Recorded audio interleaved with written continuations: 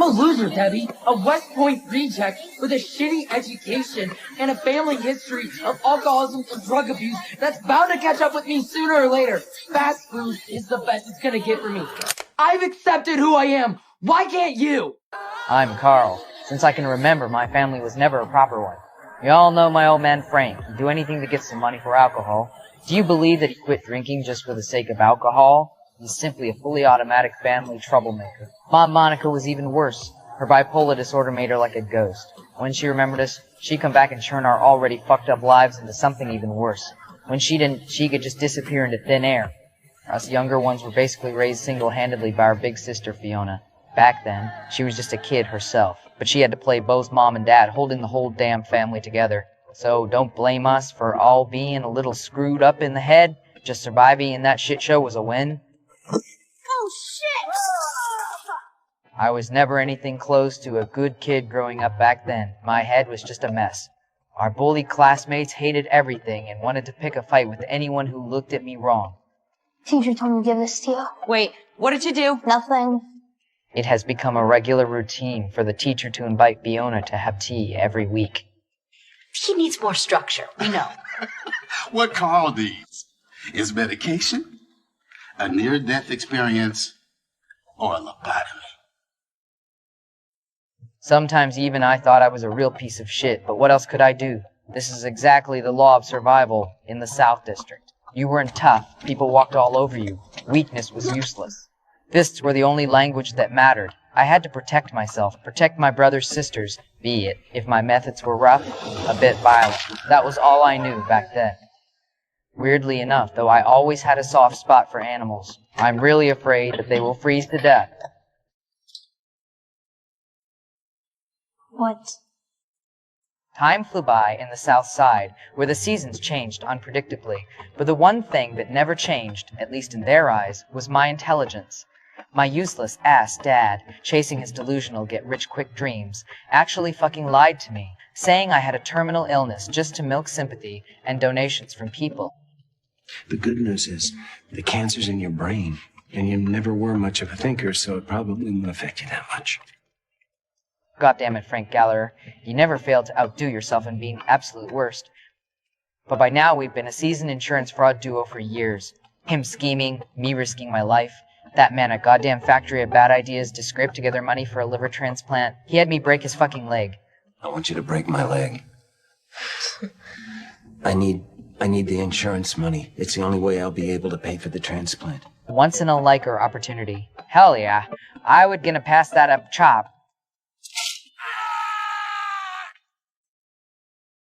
Just when old man Frankenhealth was still a mess. My little bro Liam landed in the hospital. Fiona, high out of her mind, accidentally let him eat her flower. The whole South Side heard about it. Turned us into a fucking punchline. You mean your retarded brother? Yeah, he wants you to meet two of his friends. Your retarded brother as friends? Yeah, meet Longo and Lloyd. Looking at Liam's clueless little face, I was terrified he'd end up brain damaged like people said. Maybe everyone thinks I'm heartless, but I stayed up at night, sneaking in to give him those sketchy 8 IQ tests I picked up who knows where. Only when I saw he was okay did I finally relax. Emmo figured if my little brew a smart kid, then I must be even smarter, so obviously I had to test my own god-tier brain.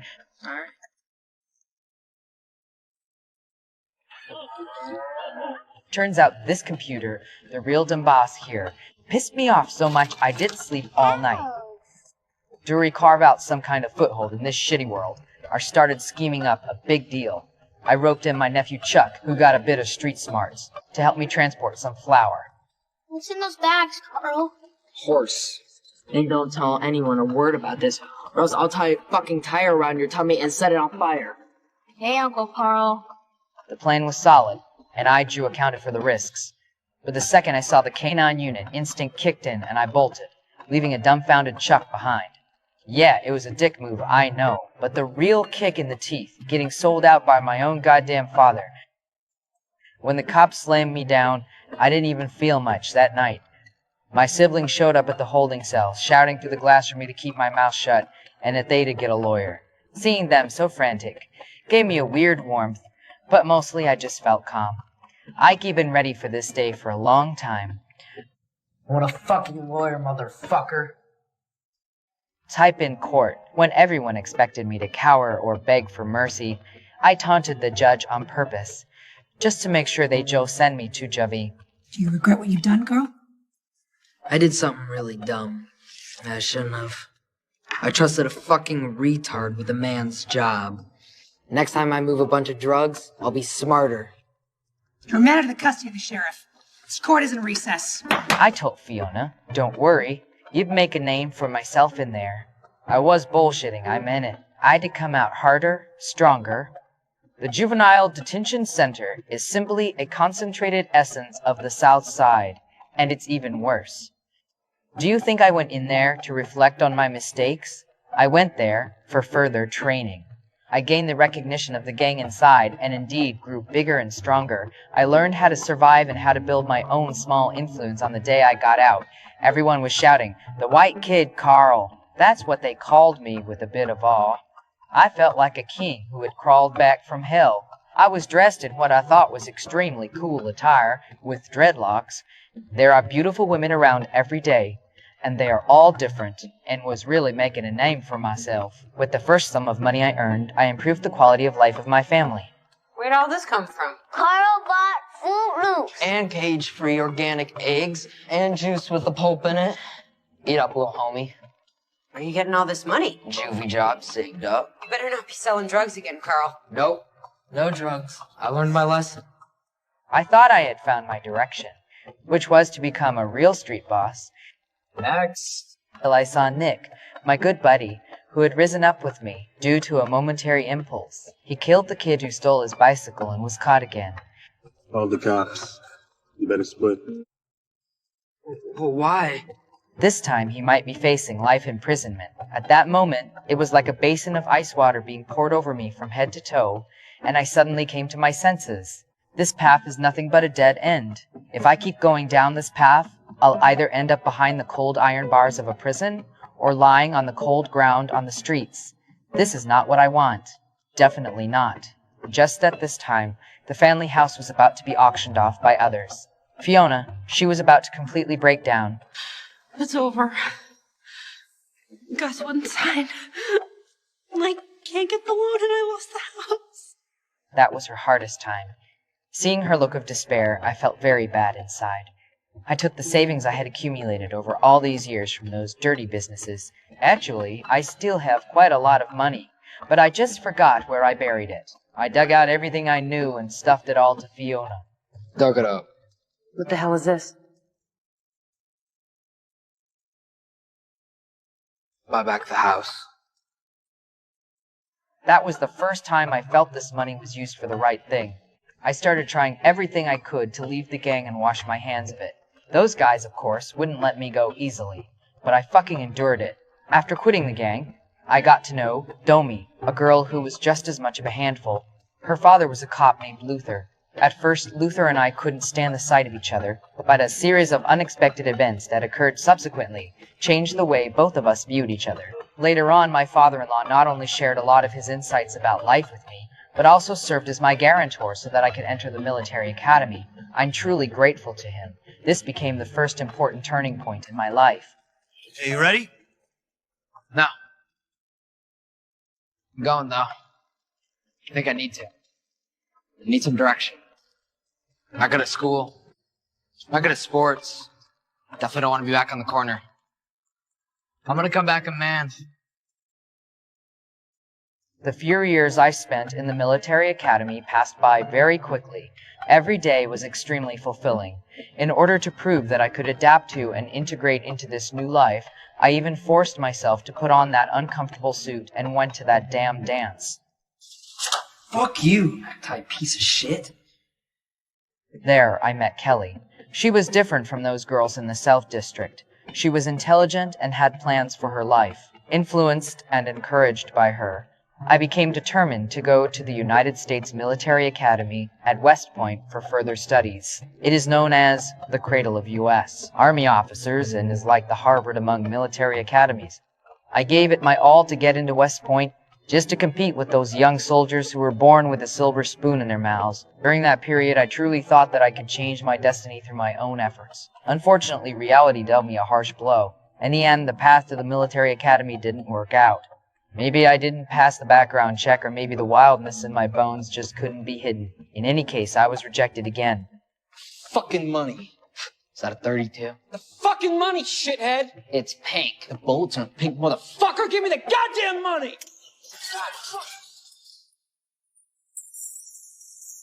Fucker! Piece of fucking shit!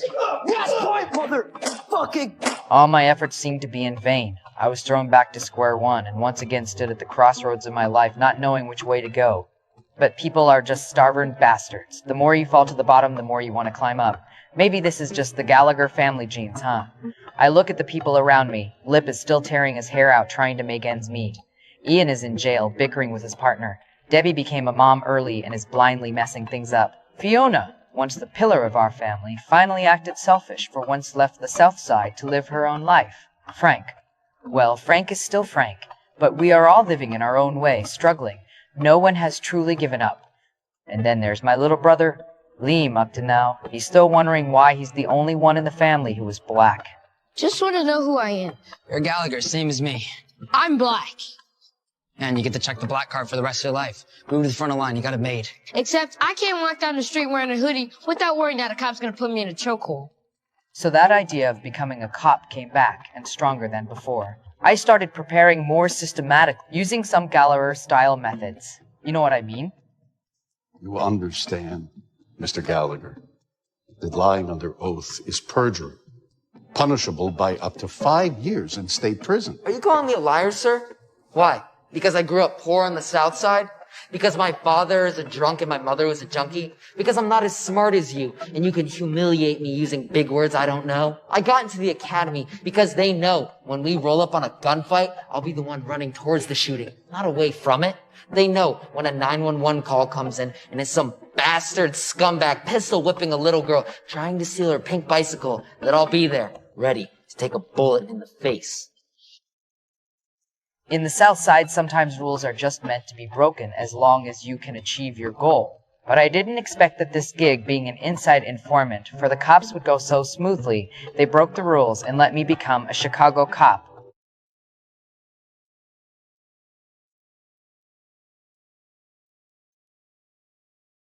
My first day as a cop, I immediately ran into this old-timer who had me tagging along with him the whole day. He made me start learning to obey discipline, control my temper, how to deal with different kinds of people, how to walk the edge of the rules without crossing the bottom line. This was too fucking hard for me.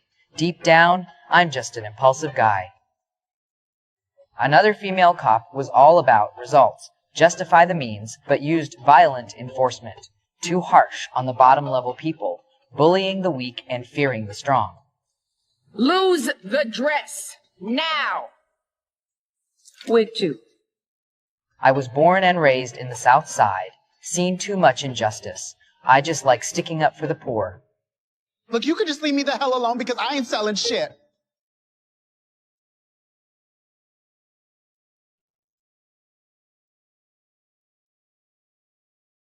Gotta move east a little bit. Look by the 5-star check cashing. We don't roll through there much. Thank you, Officer Gallagher. Life is a fucking mix of dumb luck and hard clashes. You might be dealt a hand of complete shit, but that doesn't mean you have to fold and walk away.